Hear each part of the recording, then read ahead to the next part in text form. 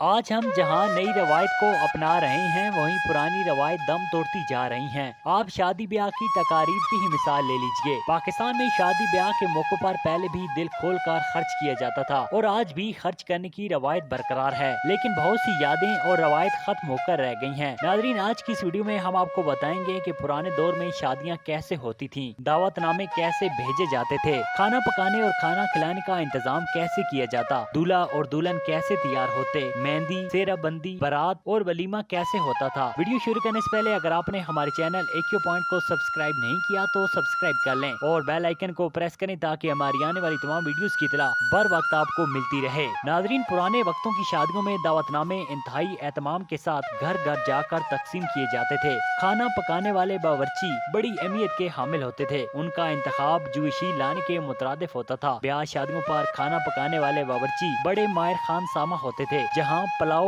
और जर्दे की देगें पकाई जाती थीं। देगे पकाने वाले आम तौर पर नाई होते थे। वो आते ही एक ही मुतालबा जरूर करते कि उबले हुए जर्दे का पानी निकालने के लिए एक चारपाई ला दें। वो अपनी तरफ से लाई हुई किसी बोरी का चौड़ा टुकड़ा चारपाई पर उल्टा करके या वैसे सीधी चारपाई पर ही बिछा देते। जब देग में जर्दे के चावल खूब खोलने लगते तो देग को चारपाई पर उल्टा दिया जाता। जर्दे का जर्द पानी बोरी के टुकड़े में से छान कर नीचे बह जाता और जर्द चावल बोरी के ऊपर रह जाते। दूसरे रोज अगर बारात दिन के वक्त आनी होती थी तो बावर्ची साहब रात को ही आ जाते। मकान के सेन और बाहर गली में बिजली का बड़ा बल्ब या गैस बत्ती रोशन कर दी जाती। आमने सामने दो तीन चारपाइयां बिछ जाती। घर के चंद मुदब्बर आदमी बावर्ची के पास चारपाई पर बैठ जाते। बावर्ची साहब अपने शागिर्द को लहसुन प्याज काटने पर लगा देते और खुद बिरयानी या पुलाव और कोरमे का मिसाला तैयार करने में लग जाते। दूसरी चारपाइयों पर बैठे हुए बूढ़े लोग हुक्का पीते हुए किसी भांजे या अपने बच्चों की शादी पर पकने वाले खानों की तफसील बयान करना शुरू कर देते। नौकर ईंटें जोड़कर बनाए हुए चूल्हे में लकड़ियां खास तरतीब से लगाकर आग रोशन करता। इस पर पानी गर्म करने के वास्ते देग चढ़ा देता। जब पानी खूब गर्म हो जाता तो बड़े से टब में डाली हुई प्लेटें और कराकरी वगैरह का दूसरा सामान गर्म पानी से धो धोकर एक दूसरे साफ सुथरे टब में या बड़ी मेज पर लगा दिया जाता। जर्दे और पुलाव की देगें बारात के आने पर दम की जाती। बारातियों की तवाज़ो आलू बुखारे के मुरब्बे और फिरनी से की जाती थी। शादी ब्याह की तकरीबात में एक चीज बड़ी दिलचस्प होती थी। नाई दम पर रखी हुई देगों की गर्दन में बड़े खांचे से चूल्हे के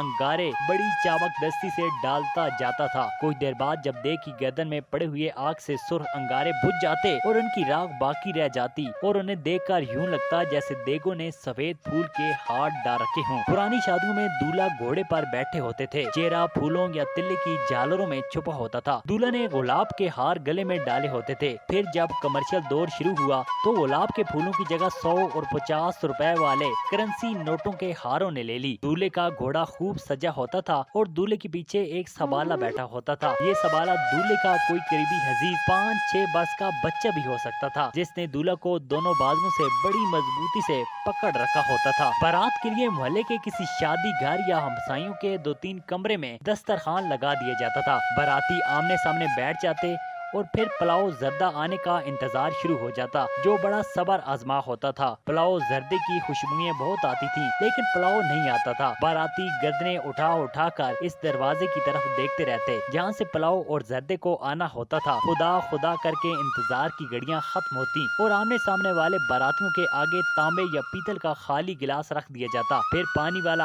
आकर इन गिलासों को पानी से भर जाता। फिर थालियां रखने वाला आकर दो बारातियों के दरमियान एक एक थाली रखता जाता। फिर अचानक घंचा उम्मीद खिल उठता और दरवाजे में 2 आदमी नमूदार होते। एक ने अपने हाथ में पुलाव से लबालब भरा हुआ थाल उठाया होता और दूसरे ने हाथ में छोटी थाली पकड़ी होती। अंदर आते ही छोटी थाली वाला आदमी पुलाव वाले थाल में से थाली भर भर कर आमने सामने बैठे दोनों बारातियों के दरमियान रखी थाली में डालता चला जाता। जब कमरे में लगी बारातियों की दोनों कितारों की थालियां पुलाव से लबालब भर जाती तो एक आदमी थाल में शोरबी की प्यालियां लिए दाखिल होता। इसके साथ ही दूसरा आदमी दाखिल होता जो बारातियों के आगे शोरबे की एक एक प्याली रखता चला जाता। फिर आलू बुखारे की चटनी वाला आता और मिट्टी के छोटे साइज के दिए जितनी चटनी की ठूटी रखता चला जाता। मगर असूल के मुताबिक जब तक सारे बारातियों में खाना तकसीम नहीं हो जाता, पुलाव का नवाला उठाना बुरा समझा जाता था। आमने सामने बैठे बाराती एक ही प्लेट में खाना खा रहे होते थे। एक एक बोटी वाला शोरबे का प्याला पुलाव पर उलट दिया जाता। एक आदमी अपनी तरफ वाले पुलाव में एक तरफ 2 उंगलियां डालकर खुफिया तौर पर इस तरह अंदर ही अंदर रास्ता बना देता कि कि सारा शोरबा इसकी तरफ आ जाए। दूसरा भी इसी हिकमत अमली पर अमल करता। फिर थाली में पड़ी 2 बोटियों के लिए बड़ी शरीफाना खैंचत आनी शुरू हो जाती। शोरबे की डिमांड ज्यादा होती थी, लेकिन इसकी मिकदार पुलाव की निस्बत हमेशा कम ही रहती।